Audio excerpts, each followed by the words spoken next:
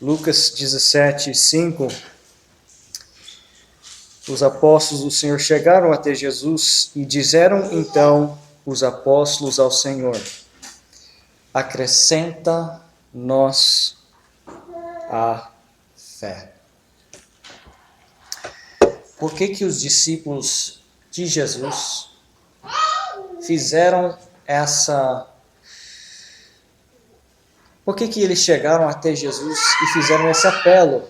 Senhor, é um apelo, não sei se você sente isso quando você lê, mas é um apelo. Jesus, dai-nos mais fé. Precisamos de fé. E como o irmão Leison estava falando, e o irmão Felipe também mencionou na oração, quando nós temos contato com Jesus, coisas mudam, coisas são transformadas, e aqui nós vemos uma da mudança que Jesus faz na tua vida e na minha vida. Ao ver Jesus, algo assim, o contato com Jesus levou eles a disserem, a fazerem um apelo e a pedirem: acrescenta-nos a fé. Eles viram algo e disseram: Senhor, nós precisamos de fé. E eu falei na pregação passada que a fé não é uma tatuagem no braço, não é um adesivo que você coloca no seu carro ou algo que você apenas coloca na sua camisa. É algo muito mais profundo.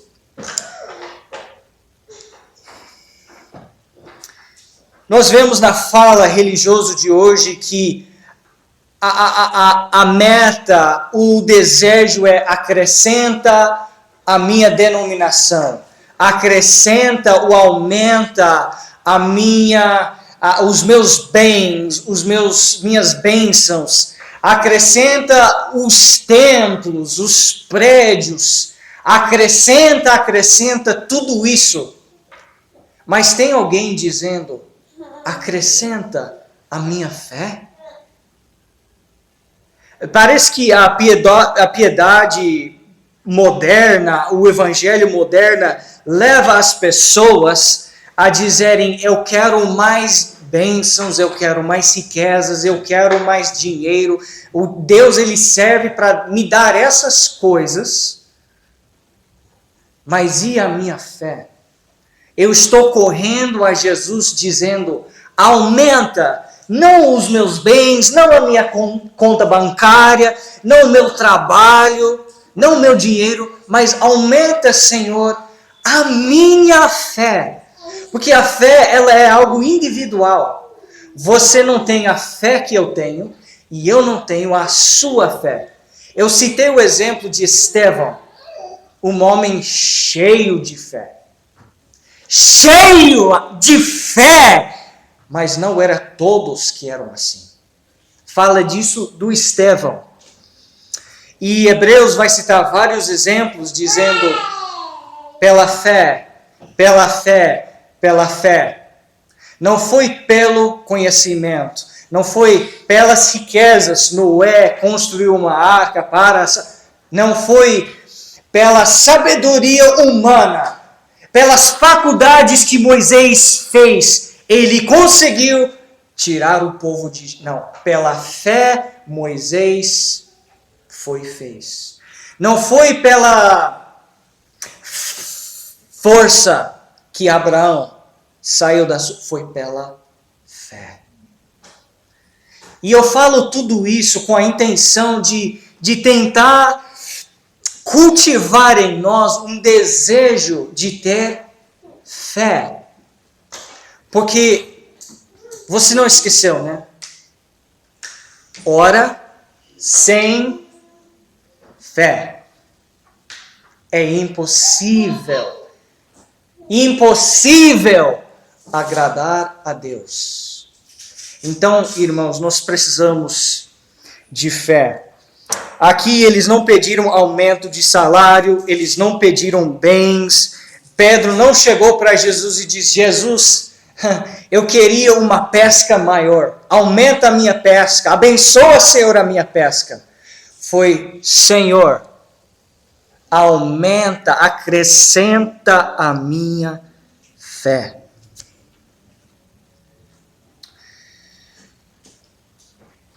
Esse pedido veio de uma posição de incapacidade. Veio de uma posição de humildade diante de Jesus. Os discípulos estavam começando a aprender que sem fé nada é possível no reino de Deus. Eles estavam começando a reconhecer a sua fraqueza, a sua incerteza e a sua incapacidade. Ao ver a obra, ao ver o que precisava ser feito, a ficha estava começando a cair. Será que isso já aconteceu com você? Ao ter contato com Jesus e ao ter contato com as dificuldades e os montes, lembra que os montes têm a ideia de impossibilidades. Você vê aquilo na sua vida e você diz: é impossível, eu não saio nem de frente, nem de trás, nem para o lado, nem para o outro. É impossível. Eles estavam começando a ver que eles iam precisar de fé. Não tem algo em você, não tem algo em mim que clama por essa fé. Eu quero essa fé. Acrescenta-nos a fé, Senhor. Porque não é o conhecimento que vai lançar os montes no mar. Não é a sabedoria humana. Não é a força do meu braço.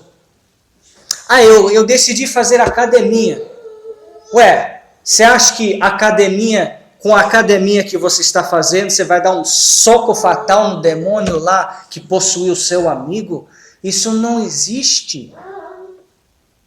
O pai lá que levou o filho dele para Jesus, impossível, não era pelas forças do pai que ele ia libertar o filho, foi pela fé. E Jesus viu aquilo e falou: geração incrédula. E eu fiquei pensando, eu não sei como reagir, porque quando Jesus ele anda na água, ele chega no barco e Pedro diz: Senhor, se és tu, me chama, que eu vou até aí na água. Jesus diz: vem. Pedro anda sobre a água. Não tem relato disso, nunca aconteceu. E Pedro, ele coloca a pé para fora e ele anda sobre a água como Jesus. Aí ele vê a tempestade, ele começa a afundar e Jesus salva ele. E sabe o que Jesus disse para ele? Homem de pequena fé. Ele andou sobre a água, Jesus. Que é isso? Mesmo Pedro fazendo aquilo, andando na água, Jesus chamou de pequena fé. Então, diante dessa necessidade de fé, diante daquilo que Jesus disse aqui, do que os discípulos disseram aqui, acrescenta-nos a fé. A minha intenção hoje é ver um exemplo bem conhecido, muito famoso, em 1 Samuel capítulo 17. E eu quero que você olhe para esse exemplo, que você pensa nesse exemplo, e que esse exemplo seja para aumentar, acrescentar a sua fé. Porque nós temos aqui uma situação impossível, assim como em Mateus 17, que vemos na pregação passada, que o pai ele trouxe aquele filho possuído, e o filho se lançava na água, se lançava no fogo, ele levou até os discípulos e não tinha cura. E o Jesus disse, se crês, tudo é possível. E o problema não estava com Deus, se Deus podia fazer ou não. Isso não era a questão. A questão é se o Pai, os discípulos, eles iam crer. Aí Jesus termina. Nada vos será impossível se creres. Então nós temos uma fé lá do Tiago que diz os demônios creem e tremem, mas é uma fé falsa, não gera nada. Nós temos uma outra fé que é uma fé para a salvação e nós temos uma terceira fé que lança os montes no mar, que enfrenta as impossibilidades crendo. E nós temos aqui uma situação impossível, diz no verso 4 do capítulo 17 de 1 Samuel, então saiu do arraial dos filisteus um homem guerreiro, cujo nome era Golias de Gate, que tinha de altura 6 côvados e 1 palmo, 3 metros de altura. Trazia na cabeça um capacete de bronze e vestia uma couraça de escamas, e era o peso da couraça de 5.000 ciclos de bronze, que seria por volta de 55 quilos, que ele estava carregando para se proteger. 55 quilos. Imagine você carregando um saco de cimento o dia todo. E ainda indo para lutar, para a guerra com isso. E trazia grevas de bronze por cima de seus pés e um escudo de bronze entre os seus ombros. E a haste da sua lança era como o eixo do tecelão. E a ponta da sua lança de 600 ciclos de ferro. E diante dele ia o escudeiro. E parou e clamou às companhias de Israel e disse-lhes, gritando, para que saireis a ordenar a batalha? Não sou eu filisteu, e vós servos de Saul? Escolhei dentre vós um homem que desça a mim. Se ele puder pelejar comigo e me ferir, a vós seremos por servos. Porém, se eu o vencer e o ferir, então a nós sereis por servos e nós servireis.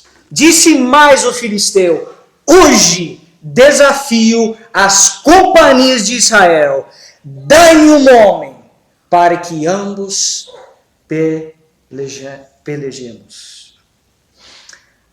Pergunta, como é que um jovem que nunca foi para a batalha ou guerra conseguiu ir e confrontar esse gigante e matar ele sem que um dos soldados de Saul, que eram preparados para a batalha, que tinham experiência, eram incapazes, não podiam. O que esse jovem Davi fez, como era a vida e a fé desse jovem? Primeiro, nós vemos aqui uma cena impossível. Golias, todo dia, vai dizer, acho que é verso 16, chegava, pois, o filisteu pela manhã e à tarde, e apresentou-se por 40 dias. 80 vezes ele chegou com seu armamento e seu poder, e ele se pôs ali na frente do povo de Deus, e ele os desafiou e zombou deles. Ele falou assim, manda alguém para lutar contra-migo, sabendo que eles não tinham um gigante do tamanho dele. Era só soldado comum. E o cara, ele tinha uma força tremenda, porque carregava um saco de cimento, de peso nele. E era preparado para lutar. Traz um homem que eu luto, eu e ele, e quem vencer, pronto. E Saul, ele não sabe o que fazer. Diz, deixa eu ver aqui, no verso 11, quando Saul e todo Israel ouviu estas palavras do filisteu, espantaram-se e temeram muito. Eles não podiam ir para trás, senão os filisteus iam perseguir. Eles não podiam avançar, porque lá estava Golias, e nem para o lado o outro. Eles estavam presos numa impossibilidade. E ninguém tinha coragem para lutar contra esse Golias. E todo dia ele zombava, e todo dia os homens tremiam e se escondiam.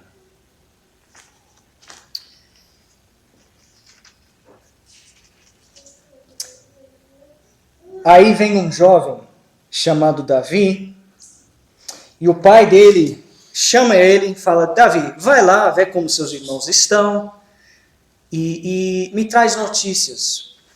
E Davi, ele se levantou de madrugada, no verso 20, deixou as ovelhas com uma guarda e foi. 23, estando ele ainda falando com eles, eis que vinha subindo do exército dos filisteus Golias. E falou conforme aquelas palavras, e Davi as ouviu. Agora Davi está vendo, agora Davi está ouvindo.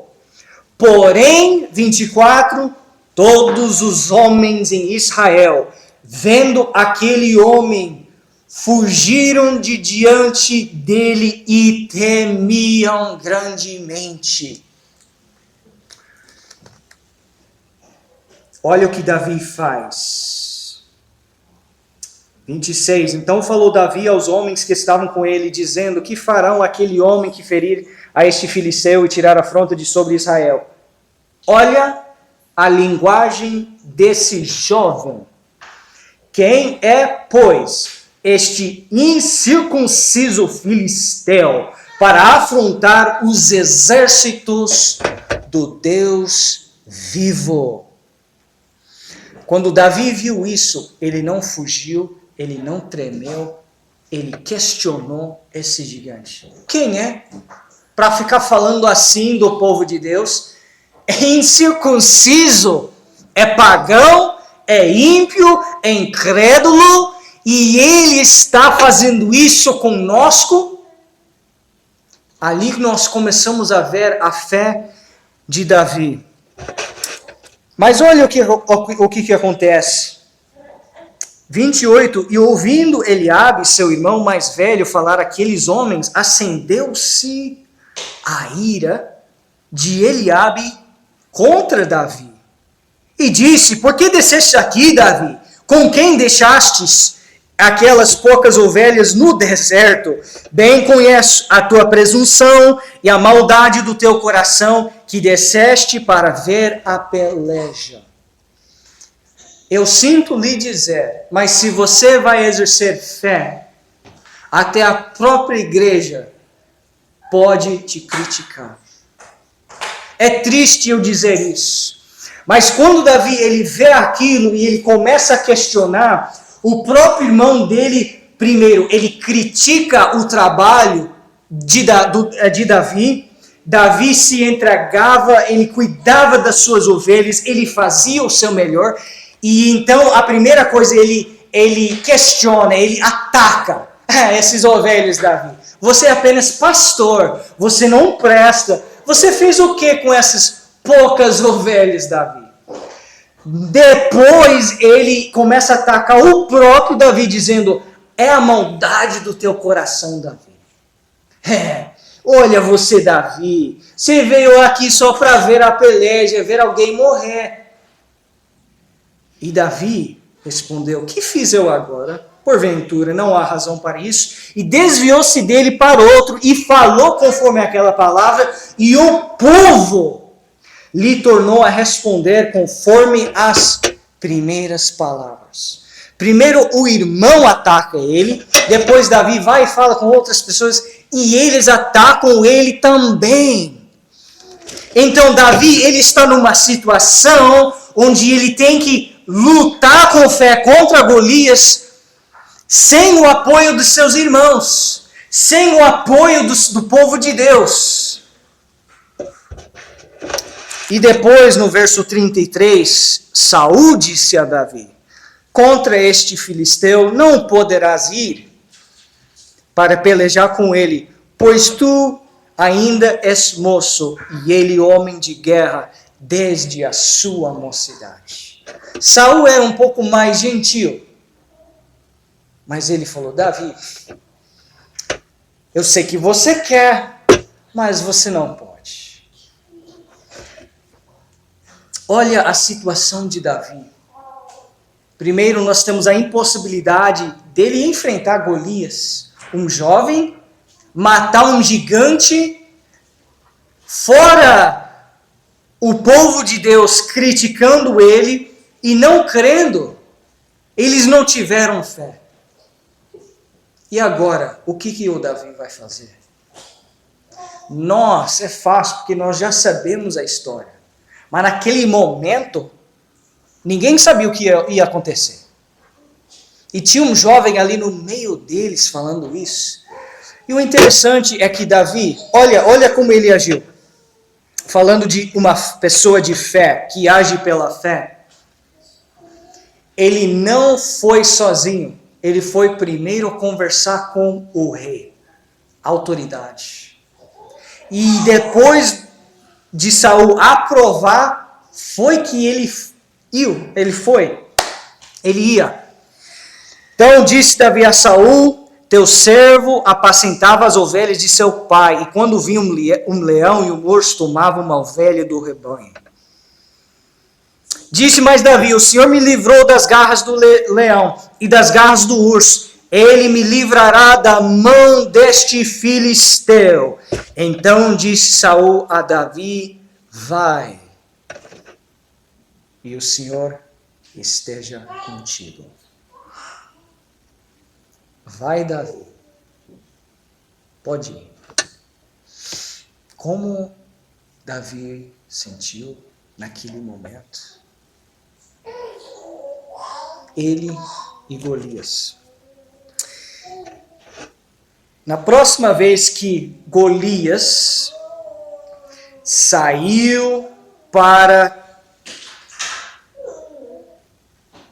zombar os israelitas, estava ali um jovem que recusou a armadura de Saul, um jovem que foi e achou 5 pedras e os guardou, e um jovem com uma funda.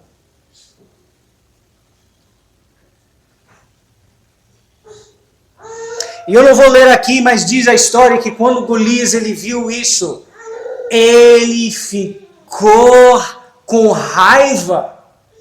Aquele monstro de um homem viu aquele jovem de boa aparência, que tinha uma boa aparência, e ele se sentia zombada. E eu fico imaginando Davi naquela cena. Diante dele está Golias, um monstro, um gigante que quer quebrar todo o osso no corpo dele.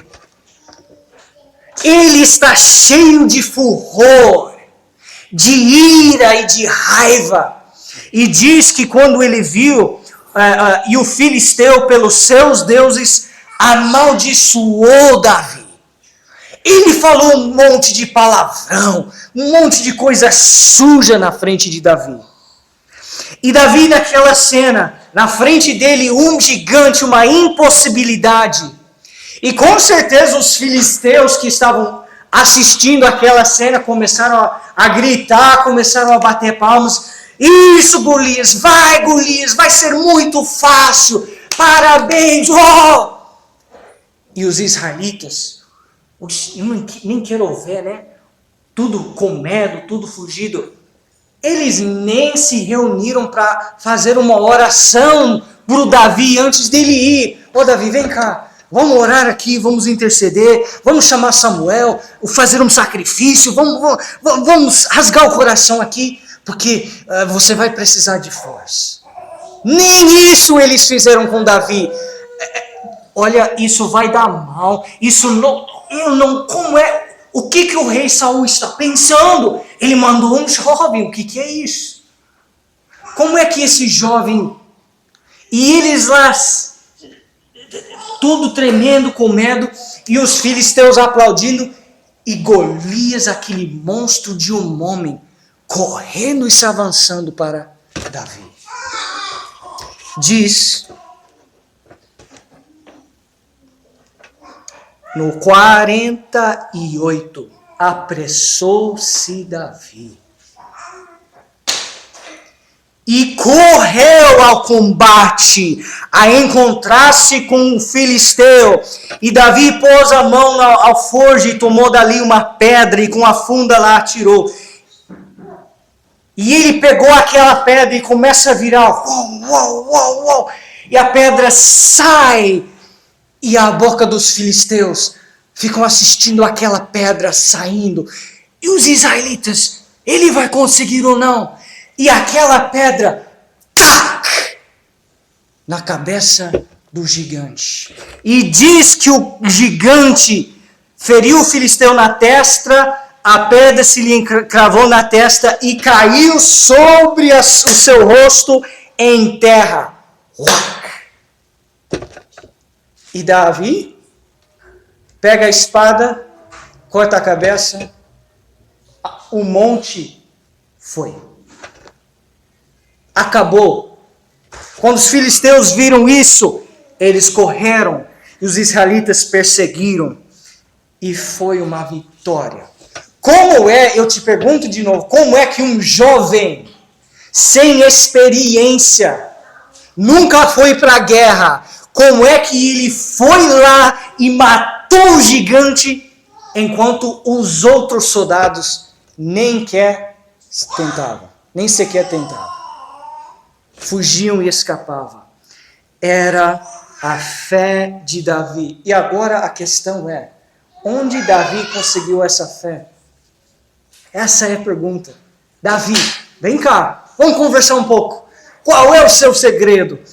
Ele fala no 34, teu servo apacentava as ovelhas de seu pai, quando via um leão e um urso e tomava uma velha do rebanho e eu saía após ele e o feria e livrava da sua boca. E quando ele se levantava contra mim, lançava-lhe mão da barba e o feria e o matava.